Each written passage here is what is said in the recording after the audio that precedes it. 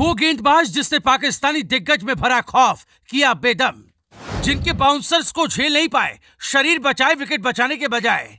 कद काठी थी औसत, लेकिन गेंदबाजी में था दम, बनाई थी अपनी दहशत। बाला साहब के थे वो दोस्त, जब तक खेले विरोधियों के लिए थे आफत।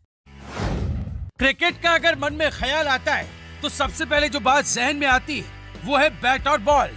बल्लेबाज गेंदबाजों पर हावी होने की कोशिश करता है तो गेंदबाज बल्लेबाज की गिल्लियां बिखेरने के फिराक में रहते हैं। क्रिकेट इतिहास में अलग अलग दौर में कुछ ऐसे भी तूफानी गेंदबाज हुए जिनका खौफ बल्लेबाजों पर बना रहा। जब वो गिल्लियां बिखेरते थे तो बल्लेबाज को पता भी नहीं चलता था कि ये क्या हो गया। दर्शक भी बड़ी दिलचस्पी से देखते थे कि आखिर गेंद इतनी तेजी से भला बल्लेबाज को कैसे छका गई।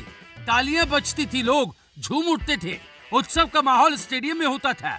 क्रिकेट इतिहास में Jim Thomson, Courtney Walsh, Malcolm Marshall, Shoaib Akhtar, Brett Lee जैसे कई नाम हैं जिनकी तूफानी रफ्तार के आगे बल्लेबाज बेबस दिखाई दिए। कई बल्लेबाजों में तो इनका जबरदस्त खौफ भी रहा। खौफजदा बल्लेबाज तो अपना विकेट बजाने के बजाय अपनी बॉडी को पहले प्रोटेक्ट करते थे। कभी वो भी एक वक्त था जब बॉलर की पहचान खौफ से होती थी, या तो वो विकेट लेंगे या फिर घायल करेंगे। भारत के पुराने कप्तान नारी कॉन्ट्रैक्टर का तो करियर ही बॉल लगने के बाद खत्म हो गया था। आज हम आपको ऐसे ही दिग्गज के बारे में बताएंगे जो आज से कई अरसे पहले अपनी गेंद से बल्लेबाज को खौफजदा रखते थे। ये वो दिग्गज था जो बाला साहब ठाकरे का दोस्त हुआ करता था। कभी दोनों ही मुंबई की लोकल ट्रेन से सफर किया करते थे। एक का काम था खेलना तो दूसरा उस वक्त पत्रकारिता में था। उस शख्स के साथ लोकल ट्रेन में तो सफर करते करते बाला साहब ठाकरे भी क्रिकेट के एक्सपर्ट हो गए थे। आज हम जिस दिग्गज की बात कर रहे हैं वो है भारतीय टीम के गेंदबाज रहे रमाकांत देसाई, जिन्होंने महज 19 साल की उम्र में डेब्यू किया था। कद काठी कुछ खास नहीं थी, लेकिन उनकी गेंद के तूफान के आगे बड़े बड़े दिग्गज चकमा खा रहे थे।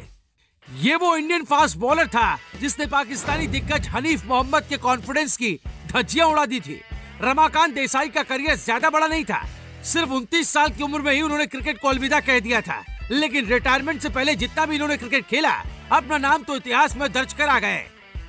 बात साल 1957 की है, जब एक औसत कद काठी का एक लड़का अपने पूरे दम से तेज गेंदबाजी कर रहा था। वहाँ उस लड़के को रूपारेल कॉलेज के स्पोर्ट्स इंचार्ज के मेनन बड़े गौर से देख रहे थे।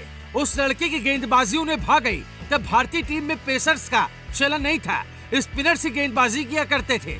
उस लड़के की तेज गेंदबाजी देख उसका एडमिशन के मेनन ने अपने कॉलेज में करवा दिया।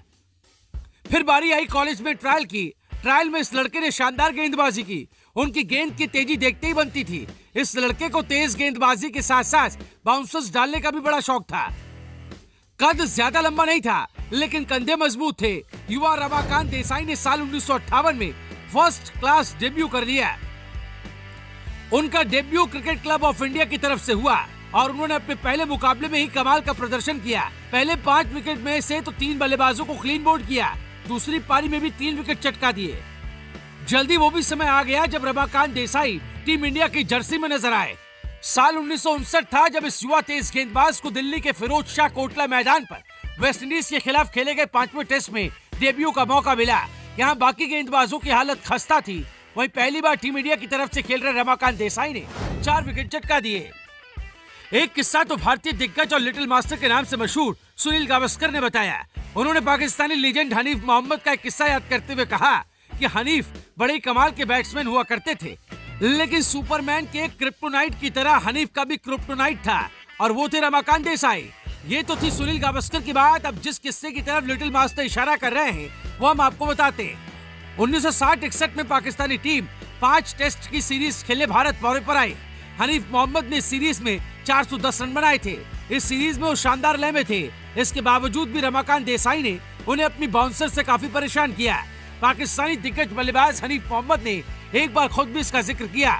हनीफ मोहम्मद ने लिखा था, इंडिया टूर की एक खराब याद रमाकांत देसाई के साथ मेरी मुठभेड़ थी। उस छोटे कद के फास्ट बॉलर ने उस टूर पर कई बार मुझे आउट किया, जिससे मेरा आत्मविश्वास हिल गया था। ये शायद इसलिए था क्योंकि वो पारंपरिक तेज गेंदबाजों जैसे नहीं थे जो आमतौर पर लंबे होते हैं और गेंद को ऊंचाई से फेंकते हैं, ताकि अगर वो गेंद शॉर्ट पिच भी हो तब भी बल्लेबाज उसे सही समय पर पढ़ सके। देसाई का ऐसा नहीं था। उनकी शॉर्ट पिच गेंद वाकई शॉर्ट थी। इतनी शानदार बल्लेबाजी के बाद भी रमाकांत देसाई का करियर बड़ा नहीं रहा। उन्होंने अपने करियर में कुल 28 टेस्ट मुकाबले खेले और भारत ने इनमें से 4 में जीत दर्ज की। हालांकि उनका करियर 10 साल का ही रहा। रमाकांत देसाई के क्रिकेट सफर की बात करें तो उनके सफर में बाला साहब ठाकरे का भी हाथ रहा। 1960 और उसके आसपास बाला साहब रमाकांत देसाई, बापू नाडकर्णी और माधव मंत्री के साथ ट्रेन से दादर से चर्च गेट जाया करते थे और इस दौरान उनके अंदर क्रिकेट के प्रति प्रेम जगा। यही नहीं, उनके दोस्त रमाकांत देसाई उनके पसंदीदा क्रिकेटर भी थे। Bureau report, Bharat positive.